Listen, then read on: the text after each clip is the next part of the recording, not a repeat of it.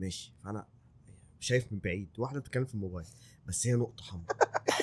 نقطه حمراء هي قد كده حمراء. الصعوبه دي كانت قبل كده، انت بتتكلم مع واحده عادي بس بجد بتتكلموا مع بعض في حدود اخوات فعلا. يعني انا بنصح الشباب يعني ان هم يهدوا شويه. كان الراجل ليه فاليو عن كده اكتر بكتير، والبنت بصراحه في عين الولد كان ليها فاليو اكتر.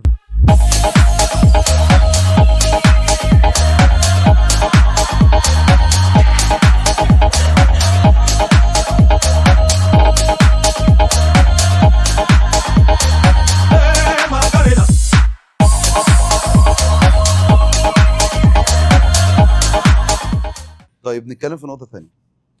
ايه رايكم في فكره العلاقات اصلا عموما دلوقتي بقى حاليا حاليا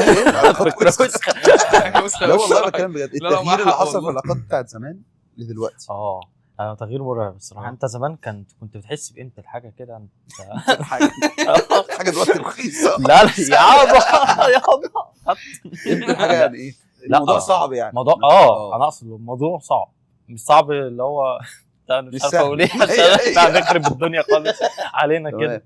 لا انا اقصد ان الحاجه زمان كانت فعلا انت كنت بتحتاج تعمل ايفورت كبير قوي، مش كشخص بس كشخصين عشان صح العلاقه صح. دي تنجح.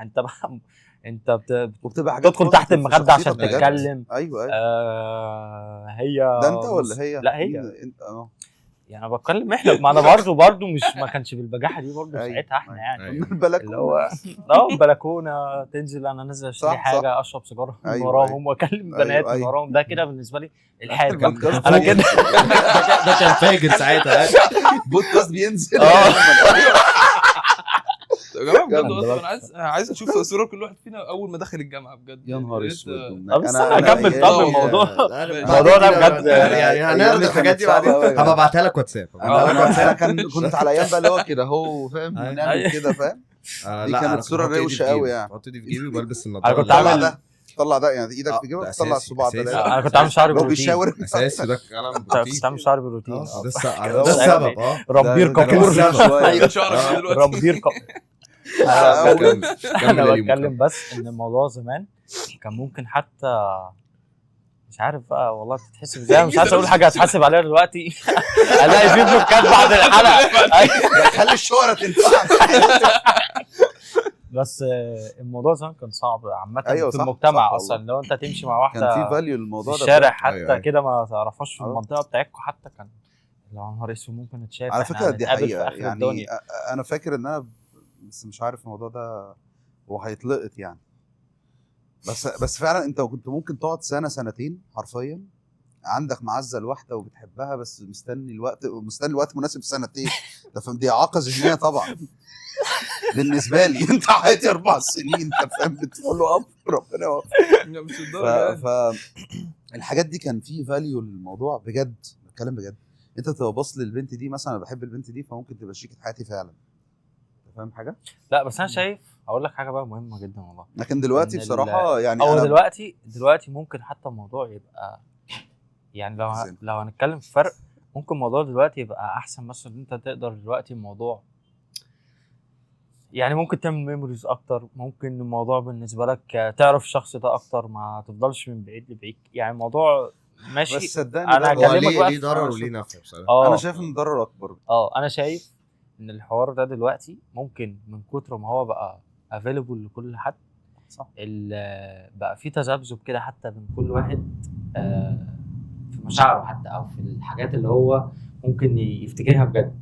يعني انت دلوقتي ما بقتش عارف فعلا ده الشخص المناسب ولا لا. بقى الاختيار صعب جدا ان انت لان انت اوريدي عندك فرايتي كتيره جدا ممكن تختار منها. ممكن لحظيا تبقى مبسوط وبعد كده بنكتشف بقى كلنا اللي احنا يبقى متشتت. بيطلع ميتين ابونا مثلا او يطلع ميتين ابو الشخص ده. فدلوقتي انت مثلا على قد ما انت دلوقتي بقى سهل ان انت تقرب من الشخص جدا وممكن 24 ساعه اصلا مع بعض ككولز كشات كاي حاجه. بس ممكن تكتشف بعد فتره انه مش مناسب اصلا. بقى ما هو انت عملت كده مثلا دلوقتي بقى كمان شهر عملت كده مع حد تاني كمان شهر. ده كل ده بياخد من الصعوبه دي كانت قبل كده. انت بتتكلم مع واحده عادي بس بجد بتتكلموا مع بعض في حدود اخوات فعلا. ماشي. ايوه. مش جو دلوقتي. انت دلوقتي ممكن واحد بيتكلم مع واحده ان هم اخوات كلنا يعني فاهم، عدينا بس الستيب بالاستهبال ده أخوات بقى. بس استهبال اوفر ايوه بيضيع حلاوه اصلا ان انا ابقى في ريليشن. خلصت يعني ما هي دي ما بقول لك انا خلاص. بضر الناس اللي خلاص قاعده هي كلمة برادر اند سيستر. مش عايز الحلقة دي تاني. بس والله ليه كده؟ تراجع. لا والله بتكلم بجد يعني انا بحس ان انا حلاوه فكره ان انا اوصل لفكره ريليشن بعد وقت وانا عارف ان ده الشخص اوقات يا المناسب. مصطفى اوقات، واوقات عادي بتبقى لذيذه عادي في هي بتبقى لذيذه على حسب بس ليها وجهة ماضي نظر معايا أنا ولا لا حاسس- يعني انا ماضي ايه؟ من ناحيه مش إيه معايا يا أنا. محمد؟ يعني مثلا هقول لك، يعني هي مثلا ما كانتش مثلا انا كنت مرتبط بيها مثلا وبقينا اصحاب بقى واخوات وخلاص بقينا كملنا على الاساس ده، او انا عارفها اصلا من الاول مثلا من شغل من جامعه من عيله، فاحنا بنتعامل على الاساس ده دايما من ساعه ما عرفنا بعض ان احنا اخوات او اصحاب او اي حاجه. ده يعني هتفرق وهيبقى فيها اختلاف قوي ان والله هي مثلا انا كانت اقول صاحبتي وانا اقول جمله تثير الجدل. مم. انا بعتذر يعني بس هي لازم تتقال. انا شايف الموضوع ده حصل بنسبه كبيره جدا لسببين. اولا ان في طباع كبيره، جمله وحشه قوي يعني، ما بين الولد والبنت قربت لبعض جدا، وده بقى شيء كارثي. والله العظيم في رجاله كتير فقدت جزء كبير من هرمونات الذكوره في نقط معينه، بتكلم بجد. ايوه فبقوا يتكلموا في حاجات انا مثلا وانا فاكر مثلا اللي هو انا ما ينفعش اقعد اتكلم مع بنت في حاجات زي دي. ايه الهبل ده انت فاهم؟ اتكلم معاها في الميك اب بتاعها وحاجات مثلا فاهم، داخل بقى في التفاصيل شويه، اتكلم على يعني شركه مش عايز اعمل لها دعايه. انت ليه؟ انت فاهم انا اقصد ايه؟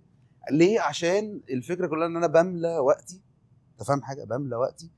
فباي تايم بقى بيحصل ايه؟ انا بشوف العلاقات دي على طول يعني، وانا عديت بيها وكلنا وش عدينا بيها. بتحس ان انت بقى مفروض عليك طريقه الاهتمام دي. ده الطبيعي. انت باي تايم بتلاقي نفسك فصلت. ما هو ده مش طبيعتي.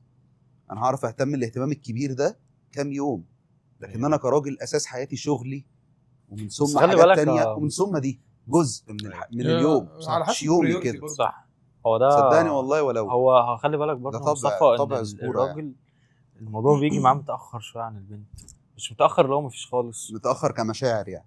لا بس يتعلق مش بيها متاخر لو مفيش زيرو مثلا في الاول. عشان لا احنا لا بالعكس يا بنعقلها، جدعان. احنا بنفكر المفروض بالعقل. احنا بنتعلق ده لو انت أسرع لا يعني. انت لو انت شخص مثلا لو انت شخص مين اللي عاقل بيتعلق وراسي، شايف ان هي يا جدعان اول لا، حاجه هتشغلها هي دماغك، على مش حسب. هتشغل قلبك على طول الاول. هو قصده هو هو لا بيتعلق مش انا، لا أسرع. انا بتكلم في الرجاله. لا هو لا. طبيعي هو ان بيتعلق الرجاله أصلاً. بتاخد وقت يعني. حتى دايما في معروفه ان الرجاله حتى في الموف اون يعني بتاخد وقت. بتاخد وقت اكتر من عشان هم بيكونوا عشان- اوريدي مرتبين الحوار ده ايوه في بس دماغهم. انتوا يا جماعه فاهم؟ بتتكلموا على حاله اللي هي العلاقات اللي بجد، اللي هي ما أيوة. تعديش انت 5% بتتكلم، احنا بنتكلم على من العلاقات اللي الواحد بهزار. بيمر بيها.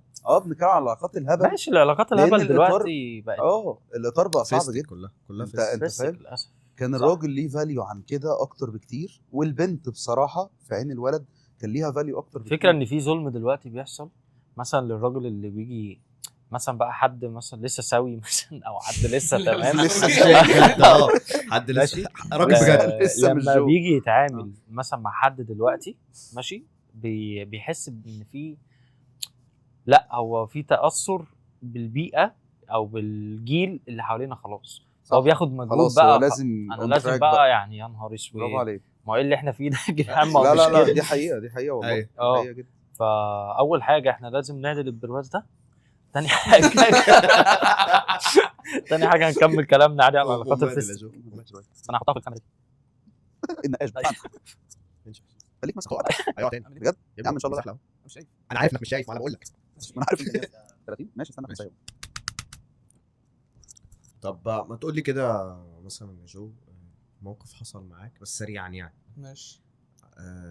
موقف حصل معاك مثلا مع زميله فلانيه او صاحبتك. هو يعني كان حاجه، احكي لنا يا عم. كان حاجه ايام المدرسه طبعا يعني. مش عارف ابتدي الموضوع ده منين، بس انا يعني البنت بصراحه كانت حلوه. طبعا وز اللي معانا عارف الموضوع. كنت مش انا عارف. مالي طايق. لا ما صراحه كنت بقول له يا اسطى البنت دي انا معجب بيها ومش عارف، قال لي بلاش. فضل يقول لي بلاش. ليه بقى؟ اقول لك بلاش ليه؟ عشان هو شاف عشان كذا حد بنت. كذا حد عشان قبل. بنتي اصلا. احنا هنكلم بنات ولا ايه؟ عشان هو شاف كذا حد قبله يعني البنت ما عملتش معاه موقف لطيف يعني وانت كنت راح تعمل ايه طيب عشان انت كنت كنت عايز عايز ايه؟ اقول لها انا بحبك عم بس. طيب بس يا حبيبي والله لا عسل. اقول لها انا معجب بيك على والله الاقل يا اي والله. حاجه فاهم والنبي. والله. بعد عسل. كده والنبي يا انا دول. قلت لا محترم لا والله وبيبان العظيم ده الأبيض. داخل البيت من والله باب. انا قلت قلبك ابيض يا ابني. انا قلت الوزه ممكن تقول لصاحبتها تقول لها، فهو عمل كده. هو وزه فعلا راح طب ما كلم وزة صاحبتها يعني ما وصاحبتها يوصل كلمت. لصاحب ماشي. وزة عارف صاحبتها مش طب طب عارف وليه هي. اللفه دي كلها يعني؟ عشان رخيص أيوة. يعني هو التاني ده رخيص بص يعني هعدي الحته دي عامه آه. هرد عليك بعدها. لا هو وانت هو مش ماشي وانت برضه وانت تمام. عملت ايه بقى بعد ما وصل لها الموضوع بقى اللفه الزباله دي؟ طبعا حصل ايه؟ البنت بعتت له ريكورد، قالت له انا بكره هروح اعزقه واطلع لا والله مش العظيم. عارف ايه يعني. انت ده انت جديد على كنت الحته ليه؟ دي. انت كنت في ثانوي صح؟ ده كانوا في صنايع كده. قالت لك ميتين اللي جابته. والله يعني حاجه يا نهار بقى يعني أبيض. انا طبعا يعني مش حاجه على في الحتة الرينج دي. حاجه الدين كده هي فعلا لا لا هي كانت- طلعت مش بتاعت الريليشن وكده، ولا هي اوريدي كانت قبل كده ارتبطت عادي بس ما- انت اللي بص، والله أنا قلبك؟ ما ميولها. أعرفش يعني بصراحه بس تقريبا كان مش عارف عندها بصراحة الكلام حاجه ولا- تروما تقريبا. هي لا ما انا كنتش اعرف حاجه، لا، ما عنديش مجنون. اكسبيرينس في حاجه يعني تروما في المدرسه جت لها وهي في المدرسه. أنت ده ليه ايه بتكلمني رد كلام عصر كبير لاك اسمي؟ ولا ايه؟ حرام وانت كلنا مرينا. وانت يا طاطا من ناحيه ايه؟ يعني مثلا موقف مثلا كان مضحك يعني بس كان ممكن انا اسمع علاقاتي كلها ما ينفعش يحصل عليها اي نقاش ولا احداث. انا هموت واوصل أنا هموت لموقف واوصل لمواقف. يا استاذ يا حبيبي وي- يا استاذه ايدن جيكو اللي انت كنت قالوا ضعف لا والله بجد مش بس عليه ده. بس انا شايف بص بجد والله العظيم بدون دخول علاقاتي في التفاصيل. اغلبها ما ينفعش فعلا يحصل فجأة، لان هي نهايتها كلها مش عارف ليه يعني فاهم، حرب دول يعني قارات بتخبط في بعض فالموضوع يعني يعني انا انا سلميه خالص يعني فاهم. يعني انا مش شاطر في فكره ان انا انهي العلاقه ازاي خالص. انا بيجي ممكن لا، أنا ادماير شاطر في ويجي أنهي العلاقة اعجاب في إزاي. الاول، يجي اعجاب في الاول. كل واحد فينا وليه شخصيته وليه مواقفه. حاسس ان هو بيتك عليها داخل علينا. بيتك أيوة. وانت لا والله لا والله خالص. أيوة. فالفكره بس ايه ان انا ببدا كويس قوي، والناس لما بتعلق بتبدا ترسم ايمج اوفر قوي عن مصطفى في حاجات، مع ان انا ايه يعني ممكن شاطر في الماركتنج شويه، فتقريبا ده بيشيلني ذنب في العلاقات يعني. يا جماعه انا قاصر في حاجات عادي يعني. فبيبقى اي مستيك بقى فاهم بومينج بقى بتعتبر خيانه وخدعه ووساخه وفاهم مش هنسيبك. فانا بيحصل معايا العكس. عارف انت مثلا اللي يمسك على بنت انا بقى بفضل اهرب يعني. شوف بقى فاهم، ببقى هنقل من الجامعه حاجات كده يعني. وانت يا عليم بس لا يعني انا مش هتكلم اكيد في حاجات زي العبط ده. انا اكيد ما طبعا اتكلمتش في حاجه، قول اتكلمت في تفاصيل. طب ما تقول تفصيله صغيره. طب ما أنا نفسي تدينا أسمعها. انت 2 3 كده من تفاصيل. تفاصيل ها طب لا والله يعني هي خلي بالك كلنا اكيد حصلت يعني. احنا يعني فلاحين مش ارتبطنا بحمال لعيب الكوره مجلس الشعب ده لعيبه كوره تخيلوا قاعده بعضهم. انا ينفع احكي الموقف ده من 5 سنين. ينفع احكي الموقف ده. بص كان في مره قاعدين انا ودوب تمام. في بلاي ستيشن تقريبا او قهوه مش فاكر والله، الكلام ده من زمان. فجه قال لي ايه، بقول لك ايه، بس انا رايح اقابل بنت وكده، فاحنا هنقعد مع بعض حلو. وانت اقعد معايا. تمام جايبك قلت له- عشان انت في الكوره قشطه. لا ده معليش ما قلتلوش حاجه معليش الأول، حاجه ما قلتلوش دلوقتي. أي حاجة الكلام لسه. ده متاخر. تمام. فانا رحت لقيت ايه قاعد، وساعتها بقى كنا خجولين شويه. لا هي وكده. من الاول ما قابلتك في الشارع انا لقيت ايه، انا ما شفتهاش قبل كده. فهي اول مكالمه انت فين، انا واقف في المكان الفلاني ماشي. فانا شايف من بعيد واحده بتتكلم في الموبايل بس هي نقطه حمراء نقطه حمراء هي قد كده حمراء لا احمر لا احمر. ميك اب يصادف كان ماتش الاهلي ما كان ماتش كان ماتش اهلي ما هو جايبني عشان كده. انت اه، هتعمل عبيط. استنى بقى المهم انا اصلا جايبه عشان كده بس انا ما قلتلوش. انا جايبه عشان كده. ف يعني رحنا قعدنا في الكافيه وبتاع. ايه اللي حصل؟ ده قاعد جنبي كل ما تسالني على حاجه ما اعمل له كده. هو مصر حقيقة. اهلي شغال بجد هي عماله بتتكلم مثلا عن لعيبه مش بتتكلم في الكوره بقى. ايوه بتتكلم في الكوره وأنا هو مايل دوم عليه. ملوش في الكوره اصلا. قام جاي لي كده اقول له حصل. لا هو مش ده وتتكلم. مش دي اكتر حاجه ضايقتني. انا مش عارف دي او ينفع اقول ولا لا ايه اللي لا. حصل؟ بس احنا كنا لا هقول هي العلاقه كنا قاعدين احنا الثلاثه دوم في النص وانا قاعد كده وهي على الشمال دوم. حلو. على طبيعيه الواحد يعني جاي واحده فايه فانا طلبت قهوه زياده تمام. ودوم دوم طلب مش- ايه؟ بيبسي لا. تقريبا او انا مش هنسى كنت مش بشرب مهم. فرنساوي حتى مش فرنساوي مش عادي. كمان. شاب اه لبن. فرنساوي. تقول انت بقى عشان استنى بقى تعالوا ازاي حاسس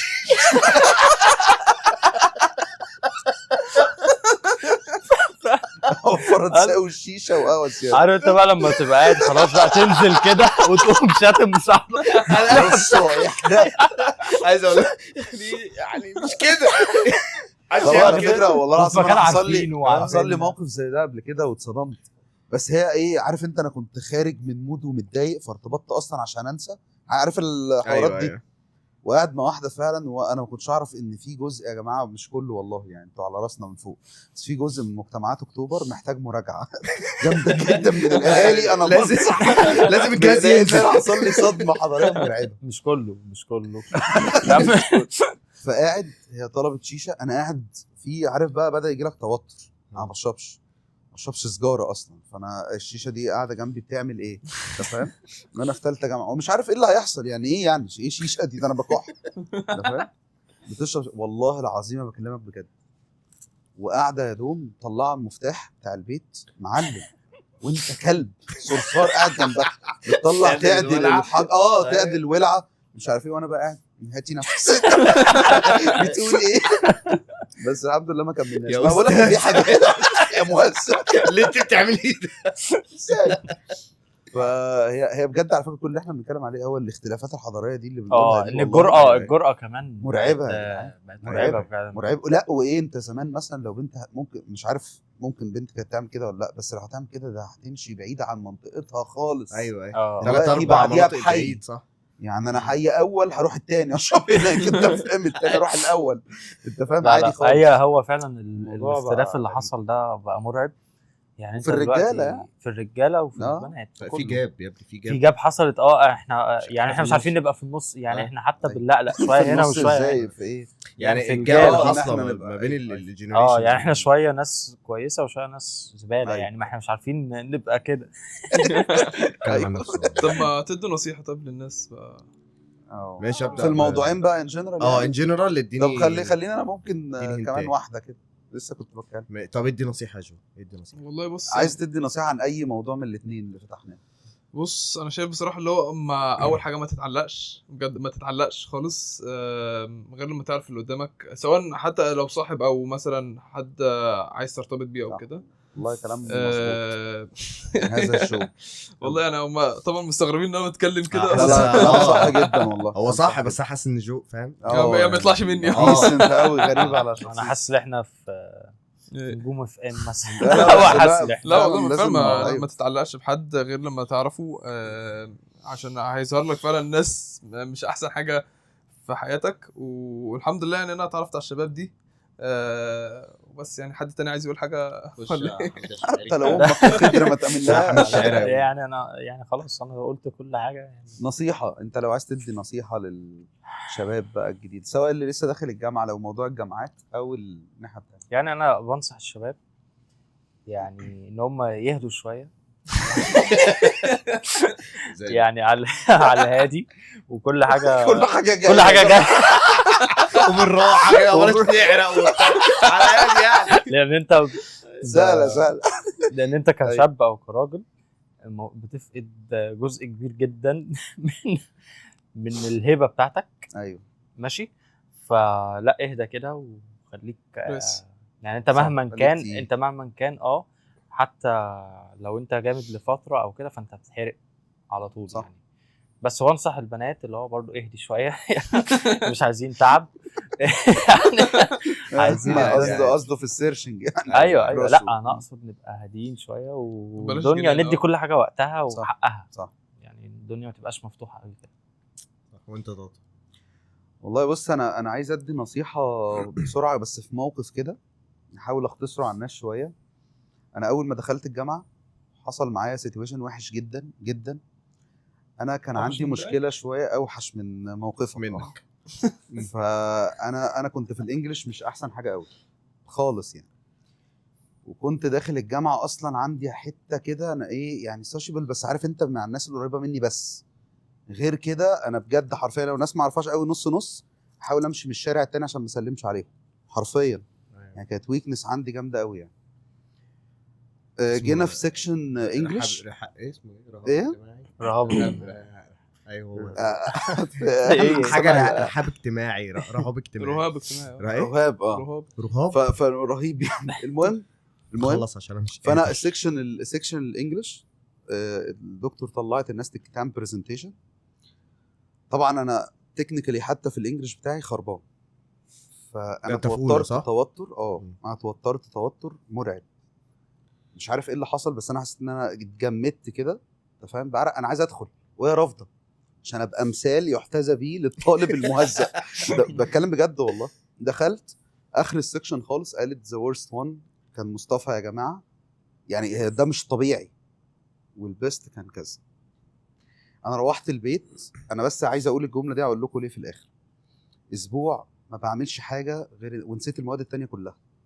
مش حاجه غير ان انا بتمرن على برزنتيشن اعملها ازاي قدام المرايه حرفيا فاتح الموبايل وبصور نفسي بقعد اتمرن على النقطه دي. بعديها باسبوع على طول لما عدى الاسبوع طلعت قالت عكس الجمله دي. سبيست وان النهارده احسن واحد البرفورمانس بتاعه كان كويس عنده ثقه في نفسه. بص اتقلبت الايه خالص 180 درجه. النقطه دي حرفيا كانت انطلاقه لفكره ان انا احب الماركتنج احب البرزنتيشن قدام الناس. وانا في اتحاد طلبه اعمل برزنتيشن لاكتر من 700 800 طالب ما تفرقش. النقطه دي بس اللي انا عايز اقولها للناس كويس قوي. هتكتشف نفسك جوه الجامعه. ما تقعدش تحبط نفسك اصلا انا داخل لا انا بتوتر انا في الحته دي يا جماعه مش كويس. هتكتشف نفسك جوه. ممكن اكتر حاجه كانت موتراك دي لما تخوض فيها حرب بجد تبقى تيرن بوينت لحياتك كلها حرفيا. بس نصيحه محترمه بصراحه بجد قويه والله بجد يعني. كوافير حريمي والله. انت هتعملوا ايه ثلاث ارباع كلام مثلا مصطفى جو ما فهموش. لا وبالنسبه له لازم نهتم بشعرنا وبشرتنا ولون عينينا والعدسات وكده بس. وانت يا دود لازم تدينا نصيحه كده. لا انا طول عمري شخص تدي للناس نصيحه يعني ما بحبش ادي نصايح بصراحه يعني انا اكيد يعني في كلنا فينا العيب برضه يعني الحمد لله فينا العيب فيك العيب ماشي. بس يعني انا شايف انك تركز في حاجه واحده. احسن حاجه ركز في حاجه واحده. عندك علاقه وعايز تركز في العلاقه. شغلك ركز في شغلك. هتقعد بقى تعملش حاجه بارل مع الثانيه. لا يعني الشغل وعلاقه. لا لو هو كطالب في سنه خلي اولى بالك راجع كلامك عشان مستقبلك. انا بقول طالب في سنه اولى. ايوه ماشي تمام. طالب في سنه اولى هو بينصح اللي داخل. لا بعد كده شغلك وعلاقاتك وعلاقاتك تاني شغل وعلاقات وبتاع يعني ايه مش قالوا اهلا. ايوه تهتم بالناس دي كلها. لا صح تهتم بالناس دي كلها. انما وانت لسه في سنه اولى خليش حاجه تسحلك يعني. ما تسحلش في 100 حاجه. صح. خليك اوصل للبيك في نقطه صح. وده انسب سن تطور من نفسك. عندك سكيل تطورها. ده انسب سن تطور من نفسك بالظبط. انت حبيب كمل حب خلاص. ما انت مش نافع. لا ما تكملش فاهم مش نافع. ده بيخرج والله الواحد من حاجات كتير قوي يعني. بيفقد عقله الشاب كده لما يبقى مركز في الحوار ده بس. مش قصدي في حوار مثلا علاقه يعني لا لو في وبيكتشف ان هو ايوه انت خلاص انت بتبتدي من برافو عليك. يعني انت ما ينفعش عقلك يبقى مثلا حاجات كلها تافهه. يعني ماشي حوار ان يبقى في عقلك اللي انا مثلا عايز ابقى في علاقه وتنجح ماشي ده حلو. بس الحوار اللي انا يبقى في عقلي اللي انا اعرف بنات كتير ويبقى ده بس الاولويه عندي او يعني ده التارجت بتاعي بس هم ده حالياً كل ده بيفضي عقلك. هم انت فاكرين ان هو ده الطبيعي دلوقتي، بس احنا يا جماعه احنا خلاص مش ده مرينا الطبيعي بالحوارات يعني. دي. هيجي وقت عدينا بالحوارات دي، شفنا ناس في الحوارات دي، هتندم. بس خلاص هيجي وقت هتندم صح. على الوقت اللي على الوقت اللي انت ضيعته. لا حتى على الحاجات اللي استنزفت فيك. انا شايف كده الصراحة. والله انا شايف ان احنا اولا قلنا نصايح حلوه جدا، حلقه كانت لذيذه بوجودك يا دود، اخواتي كانت بصراحة تحفة. يعني مدي وكان مود فيها كده. ضحك. بس بجد يا جماعه خدوا الاجزاء اللي في الاخر دي في اعتباركم. اغلبنا خلاص الجامعات يا اما خلصناها يا اما خلاص فاضل ستيب ونخرج. الجامعات احلى وقت هتعيشه في حياتك دي حقيقة. حرفيا، واتمنى فعلا باي تستفيدوا يعني. معترك باي معترك بقى وحش او حلو، ده احلى وقت هتمر بيه. وحاجات اللي هيبقى عندك اصلا قصص تحكيها اغلبها صح. جوه الجامعه. صح. وانت طبيعي تغلط وطبيعي تتعلم. تجرب وطبيعي تشوف بالظبط. حاجات غريبة عليك وطبيعي تتعلم حاجات جديدة. فانت لسه انت داخل بحر هتكتشف منه حاجات كتيرة جدا. بالظبط. يعني انا شايف الموضوع النهارده كان مسلي جدا، بغض النظر ان في ناس مع مننا سلام. اتفضحت. لا كله على فرق، خلي بالك احنا متروقنا كلنا نتعلق. روقنا.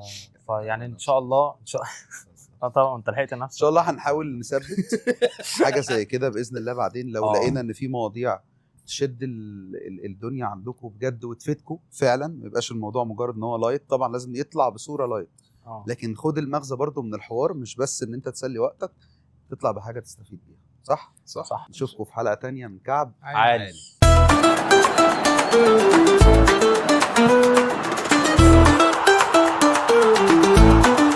بس انا اسامه منير. لا اصلا اكسبيرينس. حليم بيقول لك حاسس ان انا اسامه عمال اتكلم في العلاقات يا جدعان القرف ده. انا على فكره انا علاقاتي كلها هتبوظ بعد البودكاست ده.